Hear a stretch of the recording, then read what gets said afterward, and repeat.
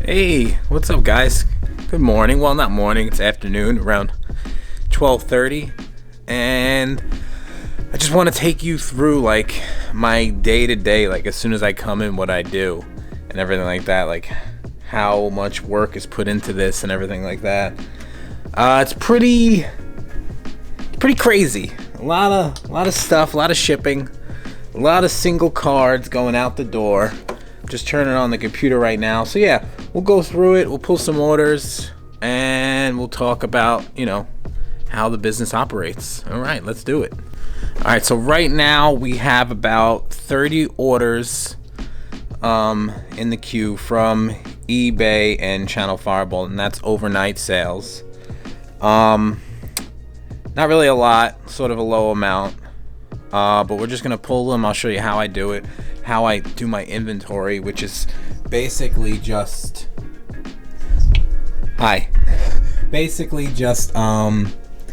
set binders, and everything I don't have a set for goes in one of those binders. I know it's kind of not good to do, but it's the process we have right now until we grow to a bigger operation. And any card like over $10 is in the case. So if I see a sale and it's over $10, I check the case first. But sometimes cards fluctuate and everything like that, so it could be a $10 or $15 card in a binder, but not really. It doesn't really happen too often. But yeah, let's get to it.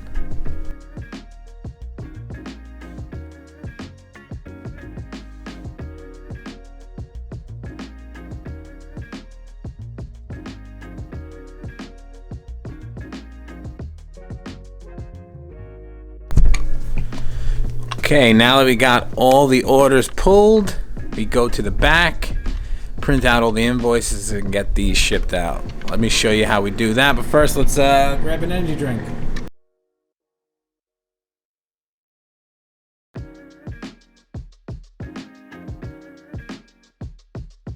Okay, so first we go into our end of the operation, and we print out all the invoices so we can match up the orders. So you don't want to get confused, so we print the packing slips first to match up with every order, because every order gets a packing slip. It's just how we do it here. I know a lot of sellers, they don't like to do that because it wastes paper and whatever, and toner, it takes money. But when I used to not use packing slips, a lot of people, it cut down on a lot of people claiming that things did not arrive, because from my experiences as a player, sometimes I put in hundreds of orders through TCG Player, whatever, and I forget what I get. So it cut down on a lot of claims. I would say probably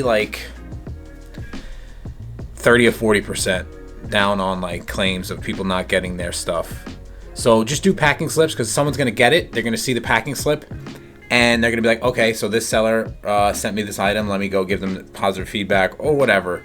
And I include something on the packing slip that I'm gonna show you. It's pretty cool, and it's sort of boosted site sales a little bit, because we get a much higher profit margin if someone buys singles off the website instead of using eBay or TCG Player or Channel Fireball, anything like that. It sort of cuts out that commission that I have to pay. So anyone buying singles off the website is going to get a 10% reduced rate, because I bump up my margins by 10% on eBay. So anyone who buys any singles off of eBay, you're paying 10% more. So just a little tidbit. I'll show you what I include on the packing slip, sort of to sway people to buy off the website and not off eBay. Let's say I'm covering up the name. So let's say this person ordered this. This is the packing slip. And so that's what you can see all my information. I don't care. So that's what I include on the invoice. So order directly and save up to 10%, and the website, whatever, all my information. So I have seen a little bit of a boost in sales on the website just from doing that, from single card sales. So if you do something like this where you're cross listing to multiple places, and you can get a little bit of a higher margin on your website, just include that on the packing slip, and you'll see a definite boost in at least traffic alone. So it all helps in the long run. That literally took me 3 seconds, and it's on every invoice that goes to every single selling platform: Channel Fireball, eBay, TCG Player, everything. So include that and you'll see a little bit of a boost. So that should help out a little bit. All right, so we have all our invoices. Let's go over to the shipping station. We'll place them on. I just found this out, but it's kind of weird that I've just found this out now. I've been open for like 6 months. Is my printer can actually print on envelopes, and I did not know this. So this is a game changer. What I've been doing is printing out all of my labels on these and just sticking them on the envelopes, but that's like one less step. That's gonna like shave off like shipping time like crazy, especially when you have like a high volume day where you're doing like 100 or like 150 orders. So yeah, that's like gonna shave off some time right there, which is great. Time is money, definitely. But yeah, let's get some envelopes and we'll print out all the stuff from eBay on the envelopes. So this is the what brand is this? HP M234DWE. So this prints directly onto the envelopes, which is like insane because that is gonna save so much time. So you just put these little bad boys in there like that. We'll get the guides to make them like print on the envelopes actually. So there we go. Slip those little moffuckers in there. Maybe we put too much, I don't know. We're gonna run it and see what happens. Okay, let's see if this works. It's the first time trying it. Uh-oh. I don't like the sound of that. Oh no. What happened?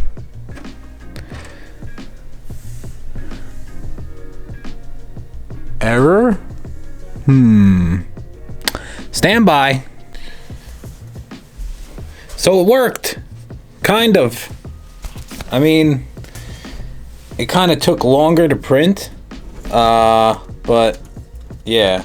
So, you know, I guess that's less supplies I have to buy if I don't have to buy thermal labels as much, because envelopes cost less than a penny a piece if you're buying them right. So let me walk you through how I actually ship an order and how this should be the gold standard of card shipping. If you're not doing it this way, you're doing it wrong.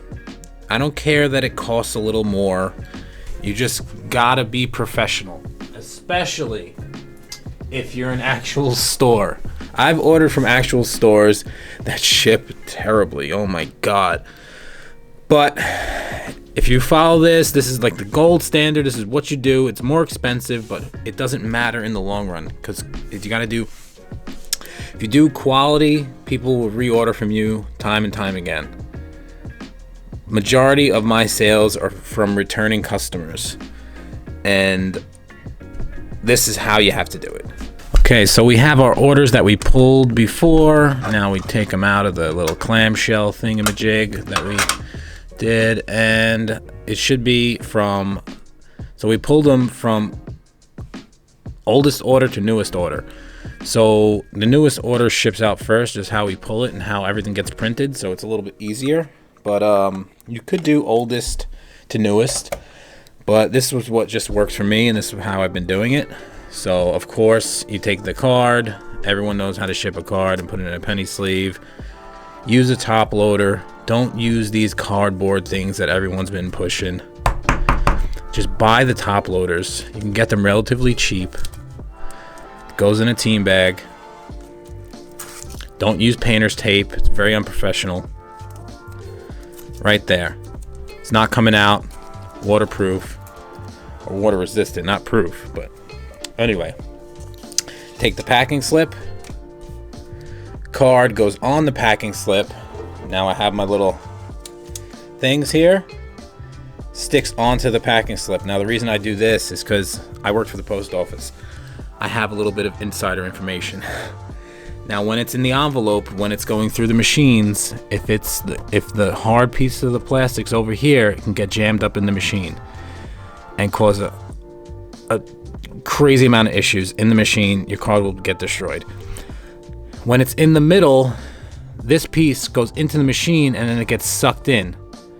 So once it hits the actual top loader, the suction from the machine is pulling this way. It happens very quick. So the odds of it getting jammed in the machine are very, very, very, very small because it's in the middle of the letter. If it's on the end, it can get jammed up in the machine. So that's why I do that. And I've never had an issue with shipping, never. So yeah, you could do it that way. Now we fold up the thing in the thing. Now we make sure it's the right name. It is. Going to the right envelope. We printed out everything on the envelope itself. And there you go. And that's it. Now I'll cover up his name, but that's it. It gets printed onto the envelope. Guys, it's a little bit more expensive, but do it that way. You're going to save yourself a headache in the long run. Let's say you shipped out a $15 or whatever, $18 card. It gets jammed up in the machine. That's $18. You just lost. Now, the team bag and the top loader and this little piece of whatever it is, it's a you can use painter's tape, but it just doesn't look professional. I go with the more expensive label because it looks a little bit more professional. All in all, it cost me probably in just supplies 14 cents, 13 cents, something like that to ship something. It's not too expensive. If you're doing it the cheap way, it's maybe 9 cents. So for an extra 4 cents, it's idiotic to me to do it any other way. But to each his own. Whatever you want to do, whatever works for you. This is what works for me and has worked for me for the past, I would say, 3 years I've been doing this. But, 6 months doing it professionally in a brick and mortar store. So anyway, let me ship my orders and then we'll talk a little bit at the end. Oh yeah, so I got an order for something around $40. So I'll show you how I ship those two. It's a little bit of a different process because it's not in a plain white envelope. I use these right here. These, bubble mailers, everyone 4x8s. Now I get them, if you order them from Uline, they're really expensive. So I use, I'll put the link in the description. I buy them straight from eBay. I get them in a case of 500 from, I believe it's Yen's Package or something like that, the seller. It's like probably $45 for a case of 500, I think, or it might even be 1,000. Whatever, they're like 40 cents each, I forget. I did the math a while ago, but I'll put the link in the description. The price might have went up since I bought them because I don't really go through a crap ton. I'll use that 500. It'll take me like 3 months or something like that, 4 months. But yeah, I'll show you how I ship those. It's a little bit different process. Same amount of professionalism in it, but different process. I'll show you. Okay, so this order was for 2 Rng-gamez, and we'll show you how we package them. Each one is going to get their own penny sleeve. I don't like putting higher value cards in the same penny sleeve. And it's okay to put them in the same top loader, that's fine. I do that all the time. It's no big deal. I just don't like putting them in the same penny sleeve and the same top loader, just because it's like less than a penny for a penny sleeve, so don't be cheap. So then we put it in the same process as this, put it in the team bag, and here's when it gets a little different. I take the invoice, I fold it up. Hopefully you didn't see the name of the person where it's going. I don't think you did. Fold it up like that. Now, normally, I put their shipping information right here. Like I flip it over because their shipping information is right there, just so I know where it's going. Now I take a larger graded team bag, put it in there. Now that's good to go, kind of. We got one more step. I cut out these little pieces of cardboard, and this goes on the opposite side of the invoice. So we got invoice, that, then we seal it up. So now it's double sealed in there. There's nothing getting in there. And now it's ready to go. We get it, put our shipping label right there, goes in there, good to go. That's how everyone should be doing it. All right, guys, so that's about it. That's how it runs. That's how we do it over here. I know it's not like the craziest, like most informative video, but that's pretty much how I open up every day. It takes me about an hour or two to do that. And that's how you should be doing it too at home. It's not as hard as it looks, but well, it doesn't look really hard at all, but it's harder than it looks. That's what I should say. That's what I do every morning. I get here around 9 o'clock or 10 o'clock, depending on the day. Depending if I have like a 3,000 card TCG player order. I want to show you how I do that too with TCG player. So I sell majority of my products through TCG player direct. So they fulfill all the customer service and shipping for me. And I just give them cards. Guys, I know I don't do this a lot, but subscribe to the channel if you enjoy this type of thing. I do want to start making more like vlog style content. If you guys are into that sort of thing, subscribe, all that jazz. Thank you everyone who has subscribed. It really means a lot to me. It shows me that you guys are responding to this type of content and you want to see more. If there's any type of information you want directly, email me, DM me on Instagram, anything like that. We'll try to get back to you as soon as possible. If you're going through the process of actually opening a store now, you can even call the store if you want. I'm here all the time. As any business owner is, you know, they're normally at the store all the time. I will be hiring someone hopefully in the near future to almost full time, because it's primarily just me now. I have one person that works maybe one day, but it's becoming too much for me alone. And I have some really exciting news soon. It's not really ironed out yet, but I'm just gonna say it.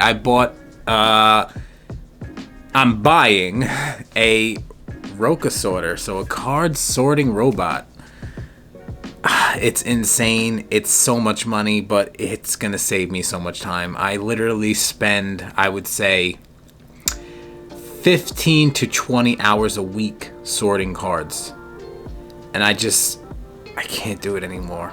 So I mean, I'm still gonna have to do it. It's just gonna cut down the time that I have to do it.